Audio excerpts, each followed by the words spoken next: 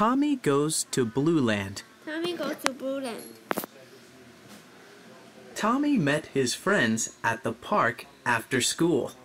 Tommy met his friend at the park after school. It was early evening.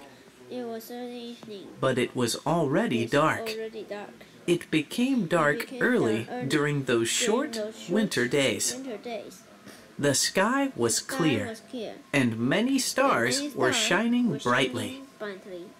I wonder which star RK5 comes from, said Lucy as she looked up at the sky. I come from none of those stars, said a voice from Tommy's pocket. Tommy carefully pulled his little robot friend from his pocket. Well, which star do you come from? Asked Tommy. I come from a planet called Gendros. You can't see it from Earth. It's too far away, explained RK5. Can you take us to Gendros? Asked Andy. I cannot take you to Gendros. My powers are not strong enough to take you that far. I can take you to a closer star if you'd like, said RK5. Oh yes, that would be cool. We'd be space travelers, said Sam. Pick a star you can see, and I will take you there, said RK5. Tommy pointed to a star in the western sky. What about that one? He said. RK5 looked up at the star.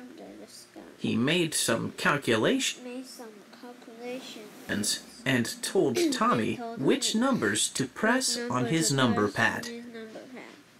Oh dear! I think this is going to be dangerous, said Kim. Won't we need spacesuits? No spacesuits are needed to go to Sketty, said RK5 as Tommy pressed on his number pad. There was a flash of light and a cloud of blue smoke. The 5 friends, along with their dog and monkey, were on their way to the planet Sketty. Within seconds, the friends had arrived on Sketty. They looked around, and the first thing they noticed was that everything was blue. The grass was blue. The trees were blue. The birds were blue. And the sheep were blue. Everything they saw was a shade of blue. There's a road over there, said Tommy. Let's see where it leads. They ran to the road. It was a wide blue brick road. After walking for a while, they saw a sign that said, Blue Town, 5,000 paces. We're on our way to Blue Town, said Andy cheerfully. They had only walked another 20 paces when they heard a loud noise behind them. Before they could even turn around, they were surrounded by 5 soldiers. The blue soldiers were riding what seemed to be half horses and half camels. But these animals were blue and had 6 legs. Who are you? And what business do you have in Blue Land? Shouted one of the soldiers. We're from Earth. We're just visiting, stammered Tommy. Non-blue beings are not allowed in Blue Land, said the soldier. You are the strangest creatures I have ever seen. You are all arrested and must appear before our leader, His Blueness. The soldiers tied the children's hands. Then they rode with the children toward the town. After about 10 minutes, they turned a bend and saw the town in the distance. It was a magnificent sight. All the buildings were shiny blue. There were 3 tall towers in the center of the town. The towers were part of the palace of His Blueness. This is where they were headed. When they reached the town, the blue townspeople stared at them and pointed. Small blue children ran after them but couldn't keep up. The animals were galloping quickly through the town. The gates of the palace opened as they approached. The animals galloped through the gate.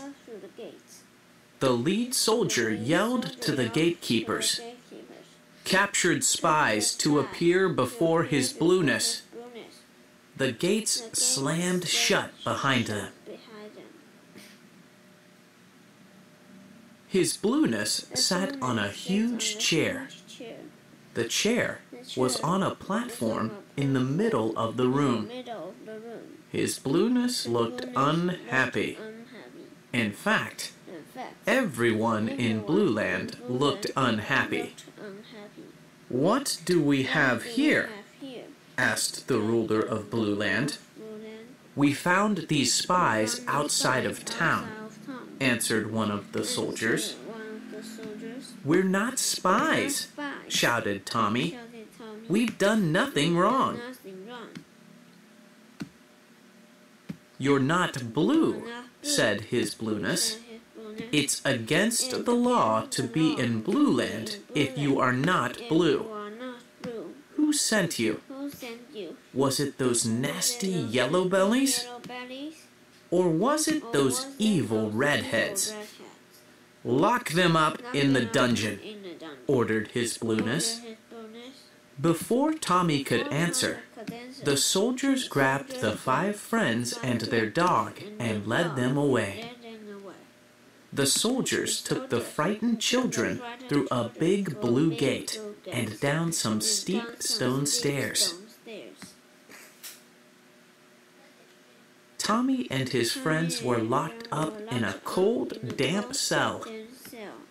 A cold breeze blew down from the single, small window.